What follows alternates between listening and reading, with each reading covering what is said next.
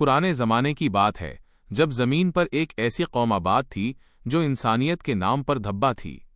ये याजूज माजूज थे, इंतहाई फसादी, जालिम और बेरहम। अल्लाह फरमाते हैं कि ये ज़मीन में सिर्फ फसाद फैलाने वाले लोग थे।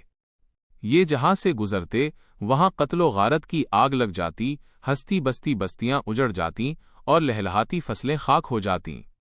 ना उनका कोई कानून था, ना उनके दिल में कोई रहम और ना ही कोई अखलाक।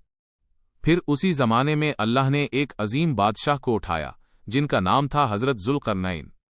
वो कोई मामूली बादशाह नहीं थे, बल्कि अल्लाह के वो फरमाबरदार बंदे थे जिन्हें अल्लाह ने बेपनाह इल्म, गैर मामूली क़ुव्वत और ज़मीन के कोनों कोनों तक सफ़र करने की ताकत दी थी। उनकी शान ये थी कि इतनी ताकत के बावजूद वो अपने रब के सामने निहायत आजिज़ और एक आदिल हुक्मरान थे। सफ़र करते करते एक दिन हज़रत ज़ुल्क़रनैन एक ऐसी जगह पहुँचे जहाँ दो बुलंद पहाड़ों के दरमियान कुछ लाचार और खौफज़दा लोग रहते थे। जब उन लोगों ने ज़ुल्क़रनैन को देखा तो रोते हुए उनके सामने फरियाद की, सितारा, याजूज माजूज हम पर बार बार हमला करते हैं, वो हमारी औलादों को बेदर्दी से कत्ल कर देते हैं और हमारे खेतों को बर्बाद कर देते हैं। हम आपको बहुत सारा माल देने को तैयार हैं, क्या आप हमारे और उनके दरमियान कोई मजबूत रुकावट बना सकते हैं? ज़ुल्क़रनैन ने जो जवाब दिया वो रहती दुनिया तक के लिए एक सबक है।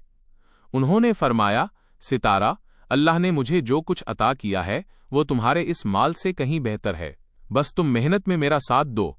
यहाँ से हमें पता चलता है कि असल ताकत मालो दौलत में नहीं बल्कि अल्लाह की मदद और इंसान की मेहनत में छुपी होती है। फिर एक अजीब मंजर दुनिया ने देखा। हज़रत ज़ुल्क़रनैन ने हुक्म दिया कि लोहे के बड़े बड़े टुकड़े लाए जाएं। इन टुकड़ों से दोनों पहाड़ों के दरमियान की खाली जगह को भर दिया गया। फिर एक बहुत बड़ी आग दहकाई गई और जब वो लोहा सुर्ख अंगारा बन गया तो इस पर पिघला हुआ तांबा इंडील दिया गया। यूं एक ऐसी नाकाबिले तस्खीर और हमवार दीवार बन गई कि याजूज माजूज की पूरी ताकत मिलकर भी न तो उसे फलांग सकी और न ही उसमें कोई सुराख कर सकी। मगर यहां से एक हैरत अंगेज सिलसिला शुरू हुआ। याजूज माजूज हर रोज इस दीवार को खोदना शुरू करते, सारा दिन एड़ी चोटी का जोर लगाते और जब शाम होती और दीवार का आखिरी बारीक सा हिस्सा रह जाता तो थक कर उनका सरदार कहता, बाकी कल खोद लेंगे। लेकिन वो इंशाअल्लाह नहीं कहते थे। और जानते हैं क्या होता? अगले दिन जब वो वापस आते तो अल्लाह के हुक्म से वो दीवार फिर वैसी ही पहले जैसी मजबूत और साबित खड़ी होती। ये सिलसिला सदियों से चल रहा है और आज भी जारी है।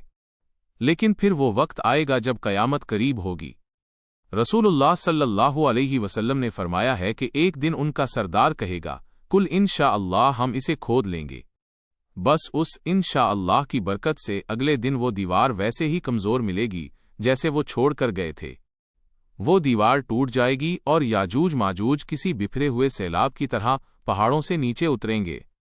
वो इतने ज्यादा होंगे कि झील तबरिया का सारा पानी पी जाएंगे और जो पीछे आएंगे वो कहेंगे कि यहाँ कभी पानी हुआ करता था। वो हर चीज को रौंद डालेंगे, लोग दहशत से पहाड़ों और किलों में छुप जाएंगे, जमीन जैसे उनके जुल्म से चीख उठेगी।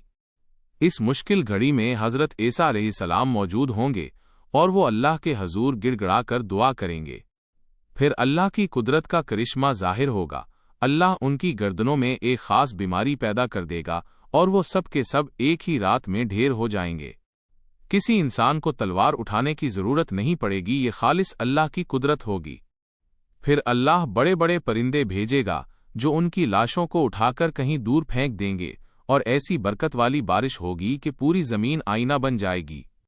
इसके बाद दुनिया में वो अमन, वो सुकून और वो बरकत आएगी कि दूध, फल और रिज़्क की रेल पील हो जाएगी।